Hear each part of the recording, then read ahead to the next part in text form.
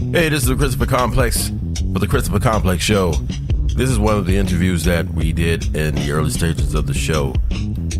It's an interview with Leeia Henderson. She's Vice President of A&R at Slam Jams Records and also Director of Label Development, a label that Chuck D himself created. She's a talent consultant, author, songwriter, spoken word artist. She has a really cool story. There's some insight in here.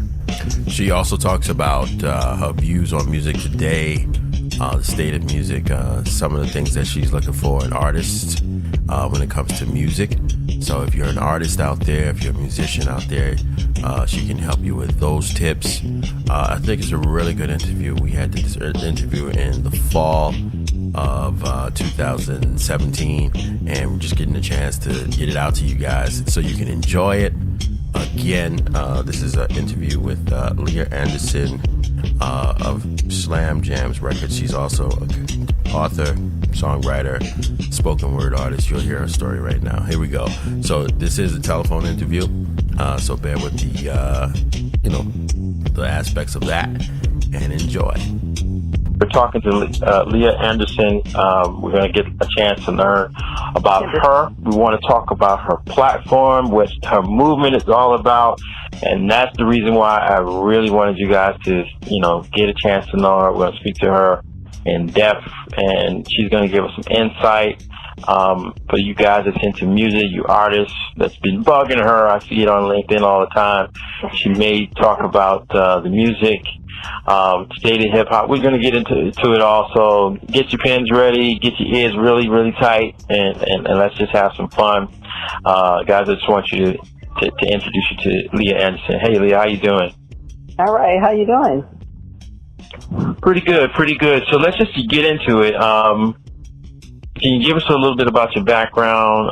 And there's no rules here, so you tell us about anything that you really want to, tell us about music or whatever it is that you want to get out. This is open, free, and there's no structure. It's just open conversation. Okay, well, born and raised in California, so California girl. And I think it started at the age of like around 16. I started to write poems. Writing poems. I don't know why I always had that urge to want to just write, but I always wanted to write. Because I love life and I love nature, and I want to see so much love in the world. It's like, I got to write about this. I got to write about the things that I love and that I like and that moves me. So I started writing, and I progressed into writing songs. Okay. Yeah, poetry to songs. I don't know how I just started. I don't know. It just went to I want to write songs, from poems to songs. What's funny about that is I remember my mom coming in my room, and she said, you're a 14-year-old kid in New York City, and it's a Saturday night. Where's your girlfriend? Or maybe I was 16 too. Said, where's your girlfriend? Because you're always sitting in this back room writing. What are you writing? And the first thing I said to her was poetry. Oh, wow. She says, I think something's wrong with you. And I said, nothing's wrong with me. I'm just trying to work on my craft. I'm fine. I always had my Haagen-Dazs vanilla ice cream, and I'm watching Saturday Night Live, and I was grinding out poems, and those poems turned into songs. So I totally got you with that. I just don't know if you had a mother that said you was losing your mind, but I understand how poetry can turn into songs. So for you songwriters or potential songwriters out there, or for you dudes, because I get on you dudes, there's nothing wrong with writing poetry, because sometimes you can. I used to drop a lot of my poems on girls, and boy, I used to have in art class in high school. It was crazy. What?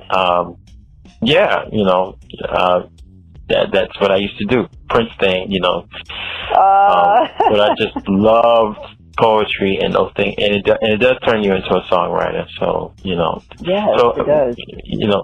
What did you do with those songs? Well, I mean, nothing with them.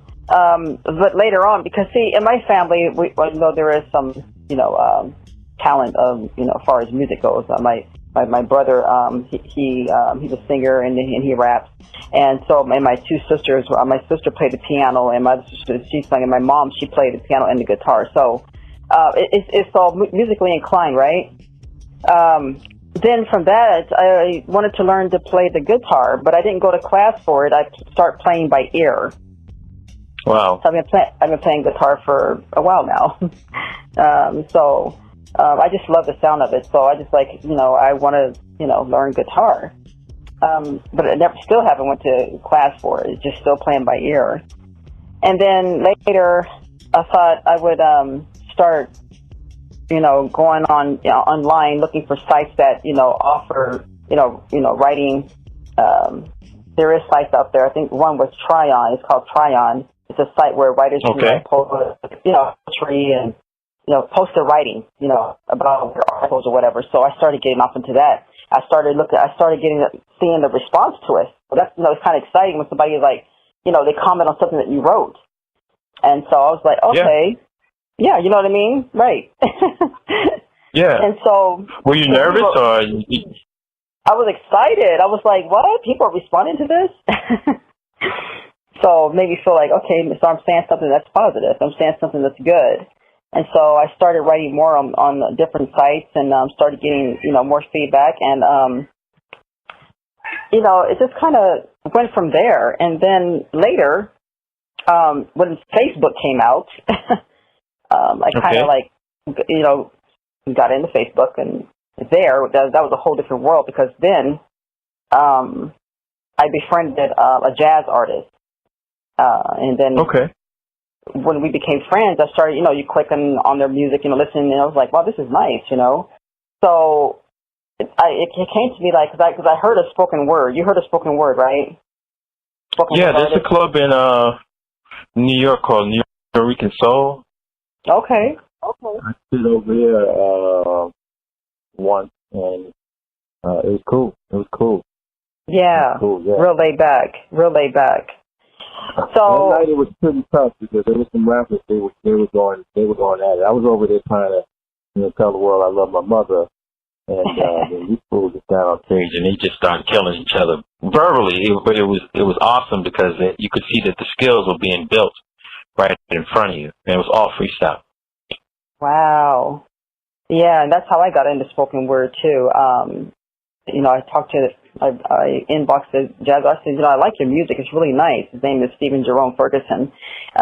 He's been a jazz artist for many years. And so I was like, I like your music. I said, hey, how, would it be okay if I, with me and you can collab, where I can, use, your music and, put my lyrics to your music and something like that. He was like, yeah. He was like, cool with it. So I was like, oh, wow. Okay. So that's how I got off into spoken word. That's how I got off into that. Right. Yeah, me and him did a track together. And just for, just to point out, because, sometimes we want to drop golden nuggets on people, because a lot of people have that how question. It started with, poetry into song, and then you hit into spoken word, and then a lot of people just can't seem to figure out how to network or how to reach out. And you just did it. Sometimes you just got to go for it, and this beautiful collaboration happened. So tell us about that. So he sent me some of his music and to listen to, and of course I picked two of them out and then recorded. At that time, now it's easy to do anything over the internet. So I would record my voice, and then I would send it to him, and he would mix and master it. In another state. Okay. So yeah, you can do that. You can record your voice and then send it to the person. They can mix it into the music. And so it was. And after he mixed and mastered, he sent it back to me. It was great. It was like, oh wow, this is awesome. You know what I'm saying? We start working more together. I'm not really like artist, quote, an artist. I just do things because of the love of it. You know what I mean? The love. But he was more, but he sold CDs and things like that. So he's more of a producer. He's a jazz producer. And so it was like, we just started working together, and so I liked it a lot. So and then everything progressed from there, because I started putting, putting my music on Reverb so people can, listen to it on my page and things like that, and people start reacting to that. I was like, and you're talking about Reverb Nation, right? Yeah, back then because it came out along with, Facebook and everything else, it was pretty huge back then.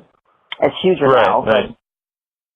Put my stuff up there, start sharing it, and on Twitter and everywhere, and just people just started reacting. They said they loved it. It was laid back because I'm a kind of like a laid back type spoken word artist because it's jazz.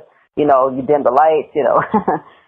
That's what kind of music I like. So, and then from there, from being on Reverb, I guess this group saw how much I was managing myself and how much I was and how productive I was in what I was doing. They inboxed me and says, we're looking for a manager. This is incredible. I'm looking for a manager. This is a rock band in Poland. Okay, they're in Poland. Wow. Okay. Wow. Yeah, right. Wow. From poetry to Poland. Okay. Yeah, the 3 people. But that's the incredible thing. That's the reason why we have this podcast, because people are always trying to figure out how can be so many different ways. You went from poetry to Poland. Okay, this is incredible. Wow. Keep going, Leeia. I'm with you. I'm taking notes. Okay. This is wild. I was like, okay. I said, manager. I said, I can do that. I mean, I said, I can help you. I can help you much as I can. But, I don't mind helping, artists, and that's what I do. And so they were like, okay, so, we need somebody to run our accounts, our Twitter account, our Facebook account. We don't really know because they're speaking over, they don't really speak good English. So the way they're typing is, they have this system, and so it's like, okay. So I said, oh, I wasn't listening to them or anything. I just said, later on. Okay. I did, but I said, okay, I will run your account. I will, run your Facebook account. I'll start posting your music and start promoting you guys. So I started promoting them big time. I mean, they're a really good rock band, but they were singing in Polish, you know what I'm saying? So I was like, well, right. It got to the point to where I said, well, I want to help you to speak English. Wow. They spoke a little English, but not really clear. I said, so what you're going to need to do is you're going to need to start singing some music in English. Because no one obviously can understand, unless they're Polish or they know that language. And so, the way I did that is, I would like send them a song because I write songs. I would send them a song, and then we would talk over the phone, and I would say, this is how, repeat this word here, repeat. You know what I mean? Wow. Yeah, wow. So, wow. Yeah, it was something. It was so amazing. But just to put pause on it, for the audience, there's a podcast that we got, because a lot of times people say I don't have time for things. You did a bunch of things, and you spoke about it like it was just nothing. And I want people to see that this group comes to you, and you just said, I can do that. As simple as that sounds, you actually did it, and you actually took the time, or you broke it down, and got these people to actually sing your songs in English, which most people would just abandon the whole mission. That's incredible. That's incredible. I'm still listening. Keep going, please. Wow, this is awesome stuff. Well, because I love music, and plus, when you're in the music world, you're going to run into all types of people. So you just is, and so. So we collabed, I think it was like 3 songs we did in English. We collabed together. They're an awesome band, though. They're called GTC. You can Google GTC on Reverb, and they're still on there. But, I mean, of course, I managed them for like 4 years. I was trying to get them to the USA, but it was very difficult because of, the laws and the regulations in their country, and It's just in their visas and things. It was so hard to get a whole band over here. But I was still promoting them here, and they had sales. People was loving them. So later, 4 years later, the band they broke up. They went solo and did their own thing. Okay. But and you see that on my LinkedIn page. I got some videos there, and the GTC, the music that we did together.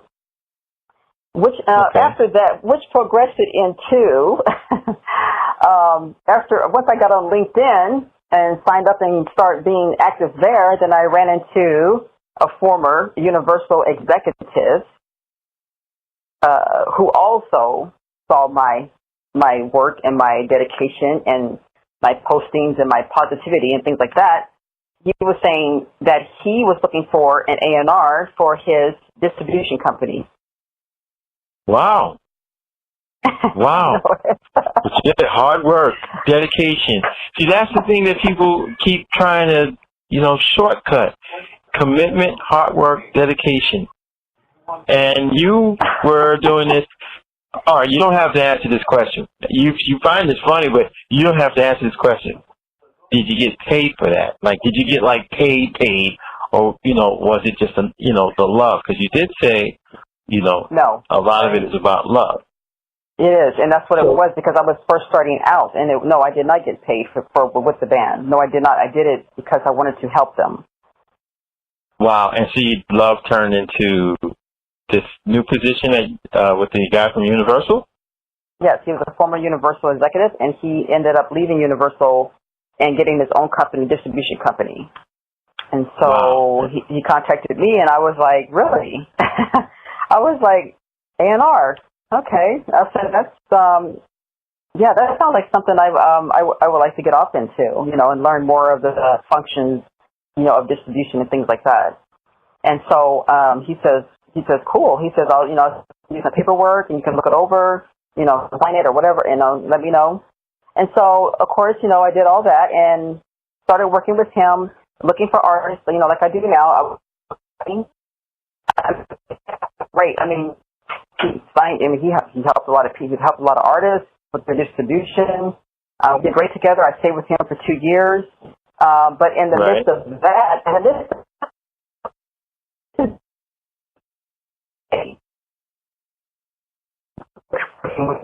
before now. Okay. I was on, and I was following a Public Enemy. So say that again. You went from the guy at Universal to Public Enemy? Working with Chuck D. Yes. Do you still know Chuck D? Chuck D? Yeah, right?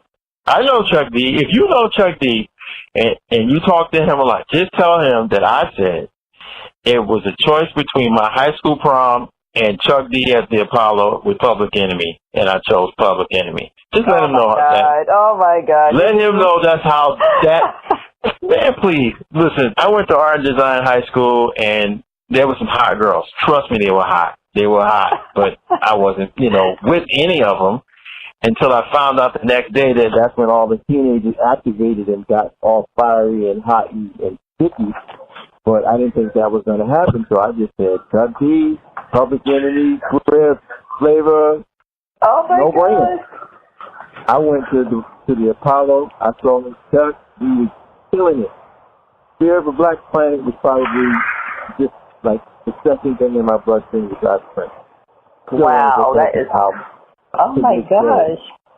They just said that Jay-Z's joint, his last joint, is almost on that level. That's how dope Fear of a Black Planet is.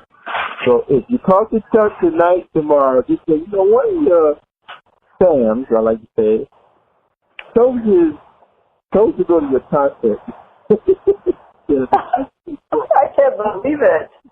Oh, my. You did. You did. Sure did. I don't even know what my high school prom. It was on some Vogue by New York Harbor. This is Chuck D. You kidding me? The concert was sick. Oh my That God. concert was sick. Me and my boy, we went. And then when I found out the next day that this girl that I thought was kind of hot got hot, I was like, damn, What? wait.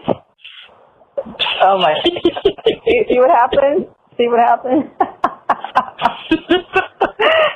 But I might have saved my life by going to the Chuck D concert. Exactly. Because nothing, transpired, It's just, you go to the concert, nobody's, you know what I mean? So.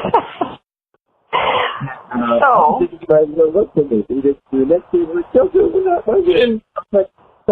Are you crazy? Yeah, you're alive today. This is wonderful. Anyway, I just thought that was God. So how did you meet? Well, you're kind of far back. Okay. Can you hear me? Yeah, I can hear you. Yeah, you can hear me? Okay. Yeah. Okay. Okay. So while I was working with the Universal Executive, I had scouted 2 rappers that was awesome. They were awesome, and I knew that Chuck had a radio station called "And You Don't Stop," and he does that every weekend.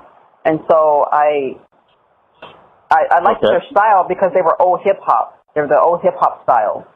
So I end up inboxing Chuck and I said, hey, check these rappers out. So they're really good. I mean, I like their sound. They got the old, because with the Universal Executive is only distribution, so, I mean, he will sign someone, but mostly it's distribution. But Chuck, he has that radio station for old hip hop. So I contacted him. And he inboxed me and says, hey, he says, oh, yeah, he said, I like them. He says, yeah, he says, they sound real cool. I says, well, I says, you like them? He says, yeah. He says, I'm going to put them on my radio show. Wow. I want to play their track. And I was like, oh, you what? I says, okay. I said, that's cool. And then so I contacted them. I said, you guys are not going to believe this. I says, but, because, no, they weren't going to believe, but I was like, Chuck heard your music, and they like it, and he's going to put it on, and you don't stop on Friday night. And they flipped out because that's an idol of theirs. They both flipped out about it. Like, are you what? I was like, yes. And so, Chuck put their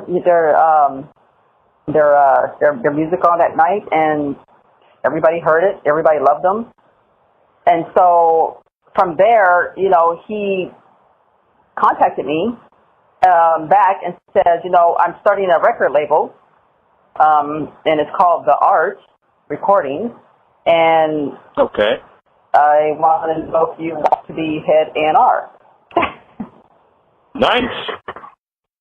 I'm just like, this is happening. This is like.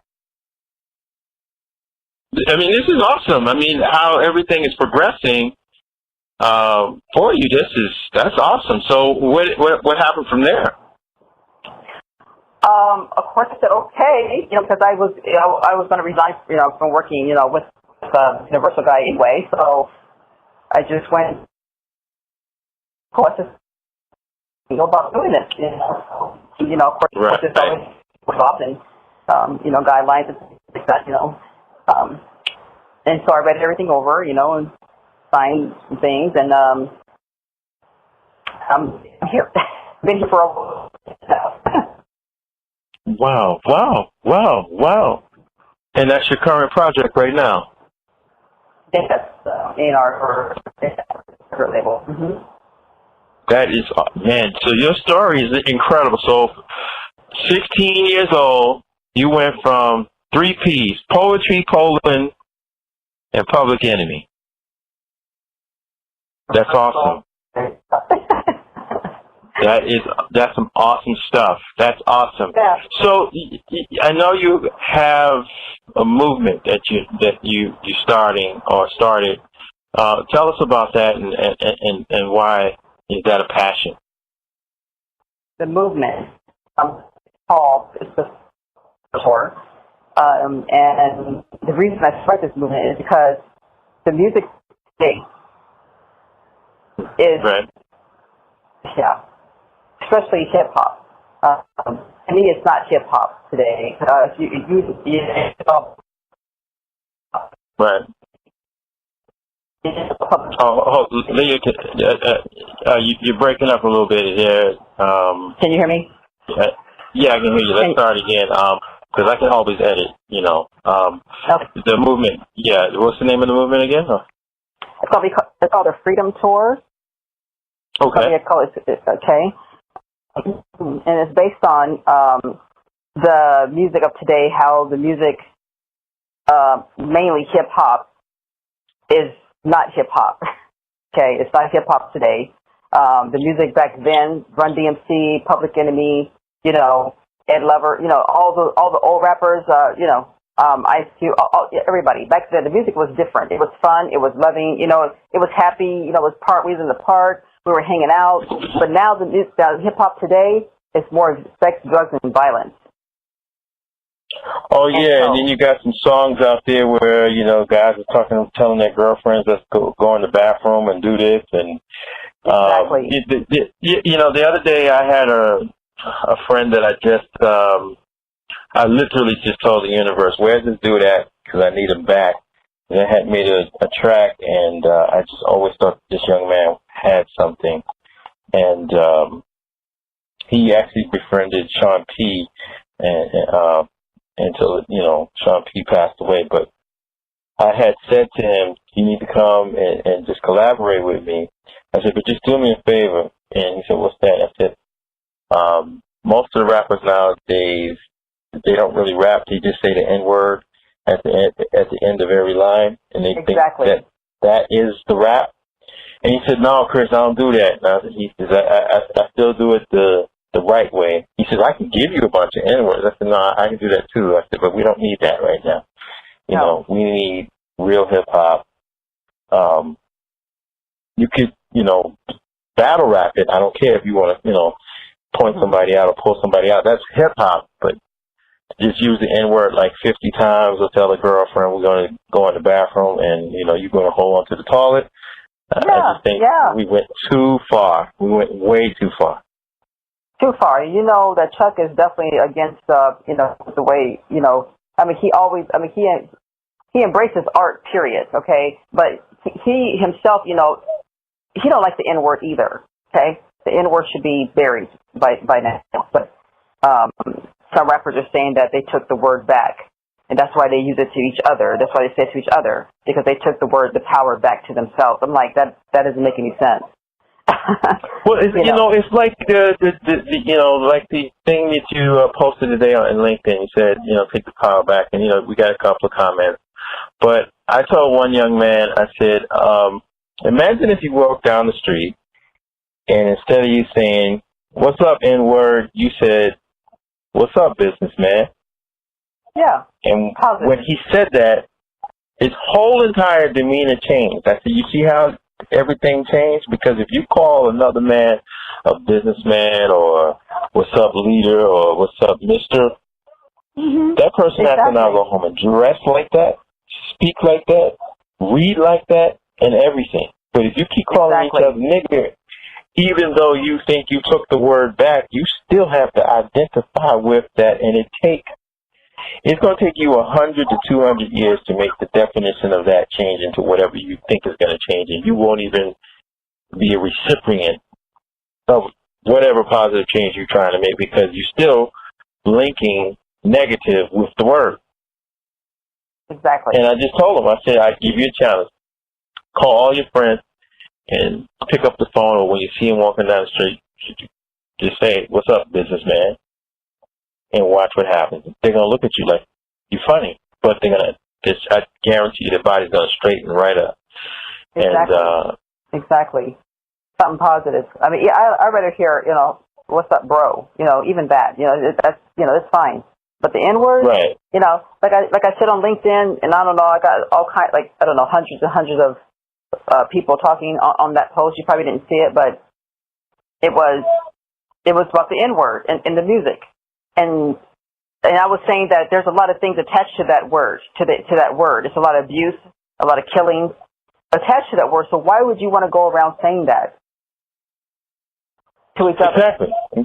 Exactly. I have family that my mother and my father are from Selma, Alabama. You can't get no more civil rights than that. Right. And we don't even use the word. And my mother literally is one of the, I guess you could say, townspeople that crossed the Edmund Peters Bridge at 15 years old. Mm-hmm. And she did not tell, her parents she was going to do it, but her father saw her do it. And this is a little girl now. And her father just said, keep going.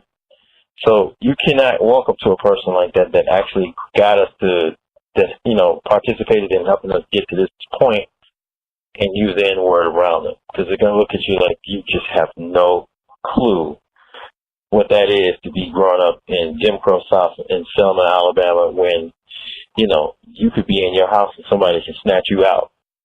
Exactly. And call you all kinds of names besides the N-word. And you're using this as a term of endearment when it is not identifying you or decorating you as what you say you are. You just have money and you still the N-word. It's so different. So your movement is about, I guess, forwarding bring awareness the vernacular, the language, the culture back to what it originally was and better. Am I assuming is that correct? Well, I get a lot of backlash saying that, okay, well, this is a different era. I says, well, that don't matter. Respect goes into all eras. Okay? Right. And I would have to agree with you. Yeah, I would definitely have to agree with you on that. I just think that's a lack of education to give you an answer like that. This is a different era. That's no excuse.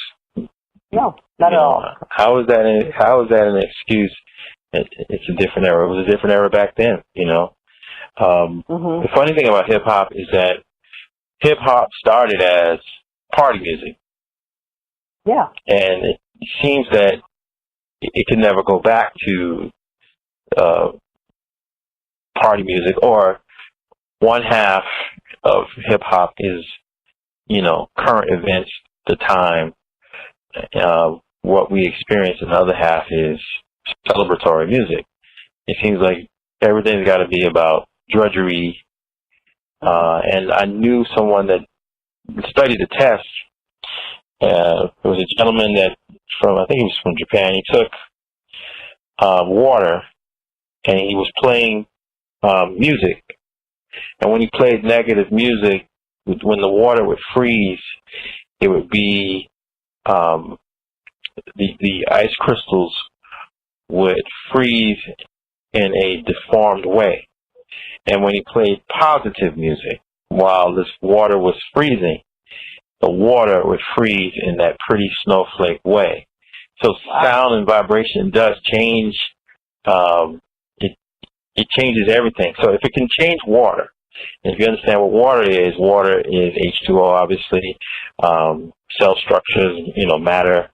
Imagine what it's doing to your blood. And he even checked the blood. And he saw that the blood was becoming deformed because of negative vibrations and negative music. So what they really don't understand is the science behind all of it. So if someone says the N-word to you all day, that is what you are going to accept. But if I call you Mr. Man, brother, businessman, business partner, something like that, something positive, it's only going to make you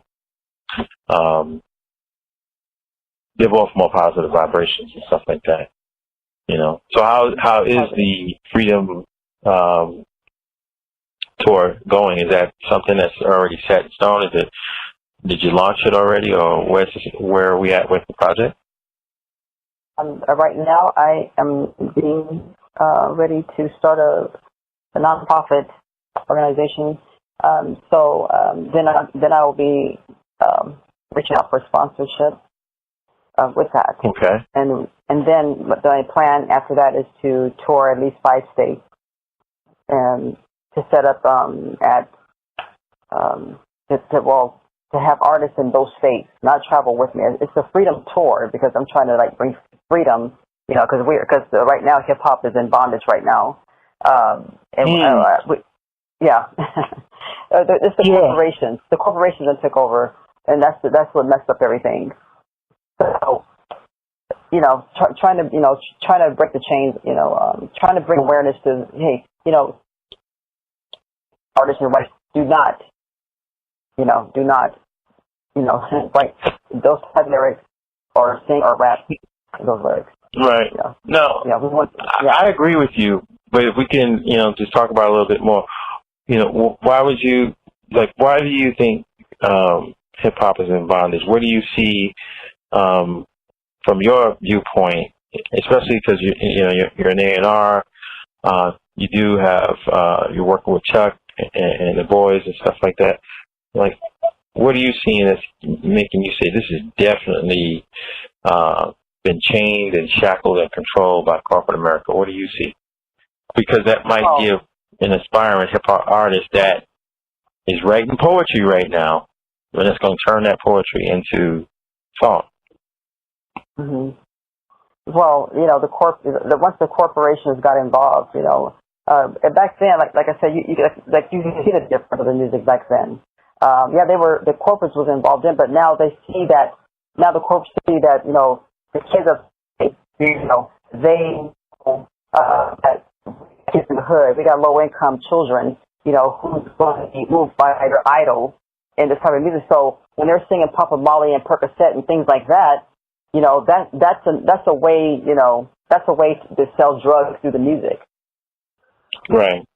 Okay. So you don't want to, so that's why they done took over. They done took over the artists that are singing that. I don't rather it's Chris Brown say, told and being told what to think. You see what I'm saying? It's all about control and power. Right. So they're not their own. They can't do what they want to do. And do you think that 1,000 times? Yeah, and do you think that because corporations have control over the music, do you think that is what influences kids to keep writing the same way, as opposed to if they innocently started writing just poetry and it could have just been something beautiful? Do you think that they say, okay, well, we got to write this way because that's the only thing that's going to be accepted? Do you think that also has something to do with it? Exactly. And, I get hundreds of artists inboxing me a day about listen to my music, and I listen to it. And as soon as I hear N-word or B or F or whatever, it's like, oh, no. We would play that. We would never play that. If you go to Chuck's website, his artist is old hip-hop. Chuck is still with the old hip-hop. Right, and we're trying to, and that's what I try to look for is those type of artists. I try to look for artists that, just bringing that feeling back. You know what I'm saying? Whether it's a Prince feeling, we need that Prince, Right. That's what kind of feeling, we need that, okay? They're not here anymore, okay?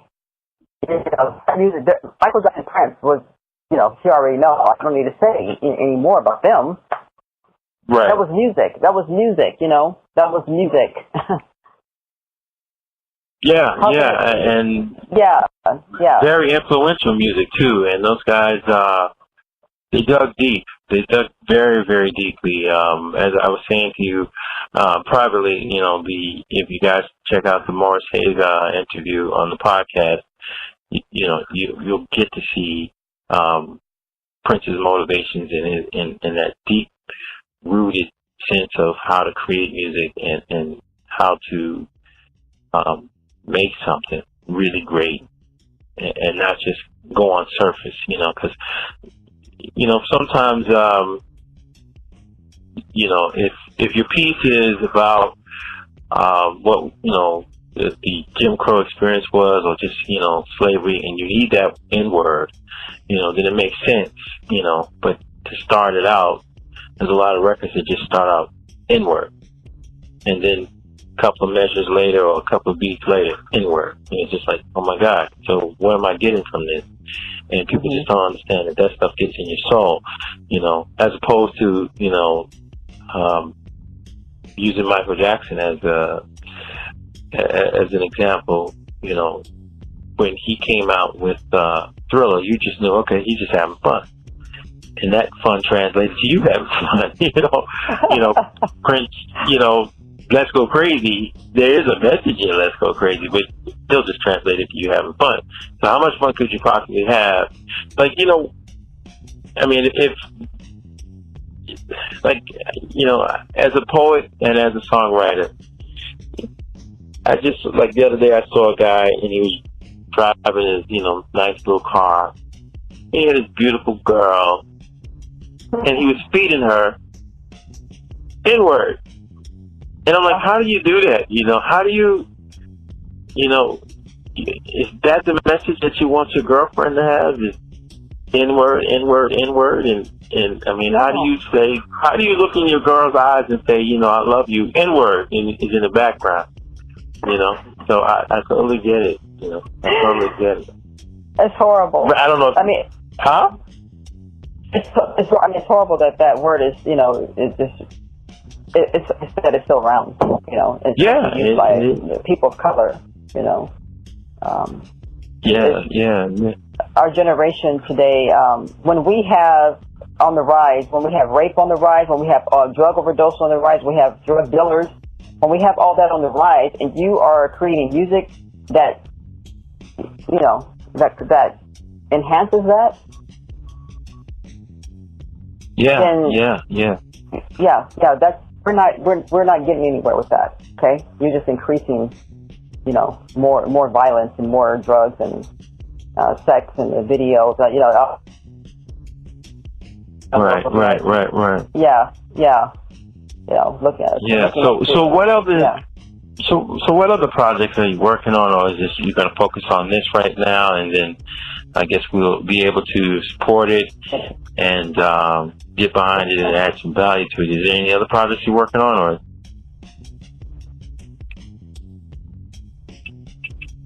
Sure. So I'm working towards my book becoming a TV series, hopefully. Okay, that sounds good. Yeah. But the movement is the main thing. You know, I tell people just, you know, support me concerning positive music. Positive music needs to be, you know, up in the front now. We need positive music because of what's going on in society today. We need positive music. We need fun and happy music. Yeah. We need a lot more of that. That's also the kind of music I personally create too, because it's just so much. And it also makes you feel like there's no choice, which I don't believe that there's not a choice. It just makes you feel that there's no choice. I'm quite sure there's a lot of artists out there that make that stuff, and it seems like the state of music today is just all about, you know, whatever's negative and stuff like that. Let's just keep it that way, and exactly. Yeah, let's not have any fun. Like, you know. Exactly. Yeah, you know, we're gonna wrap, and you know, we definitely want to talk to you again and continue to push the movement forward. Do you want to tell anybody how to get in touch with you, and how they can support the movement, and how they can look forward to the progress of the movement? Well, I'm on. People can follow me on Twitter at The Art Recordings. The Art Recordings on Twitter. That's my name on there, because that's the name of the label. Facebook, Leeia Henderson. You can look on Facebook, and on LinkedIn is also my name, Leeia Henderson. So you can follow me on those three sites. Hopefully, once I get the nonprofit going, then I'll have a website for that. So, yeah, you can follow me on all those three sites. Yeah, that sounds great. So we're definitely going to promote it and get it out to the audience. I think you've given us some serious golden nuggets on just how to get things done, on how to progress, and I've noticed that word is definitely in your vocabulary, and it's just incredible how it went from poetry, and as I would say, poetry to Poland to Public Enemy, and now Freedom Tour, and it just seems like the door is wide open for you, and I think with your example of your journey, everybody else can see that the door is open. You just got to step in the door, and you just got to be there and just make stuff happen. It's really incredible, your journey. And I appreciate you sharing that with us and the audience on this podcast. So if we can, we would love to talk to you again in the future. Is that all right? Yeah, that'd be great. I mean, and just to clarify, working with Chuck on his label, but Public Enemy is separate. So okay. It's working with Chuck, not the group. That they have their own people that's working with them. But yeah, working with Chuck and this label. So that was Leeia Henderson. Again, she is a author. She's a songwriter. She is a spoken word artist. She's the vice president and A&R of Slam Jam Records, director of label development. She's working directly with the Chuck D. We want to thank her for the interview. I learned a lot from her. It was really cool to see how everything just kept progressing. I think that's the overall theme, is that, you do one thing and it just keeps going on and on and on. This is the Christopher Complex Show. We have more interviews on the podcast coming up. They're going to be from all kinds of individuals, sharing stories, sharing things that make us better. And that's the most important thing, that make us better. So, talk to you soon. It's the Christopher Complex Show. You can hit me up at the Chris Complex on Twitter. And that's like one of the fastest ways to say hi. If there's something you think that I'll be interested in, please share. If you want to talk about something, you want to get on the show, I would love to have you. Anything that can be positive and shared, that I'm with that all. So don't forget to listen to the other shows. Don't forget Good Evening Grinders, the Midday Message. Don't forget the other interviews that we have, and we'll be continuing to build. So talk to you soon.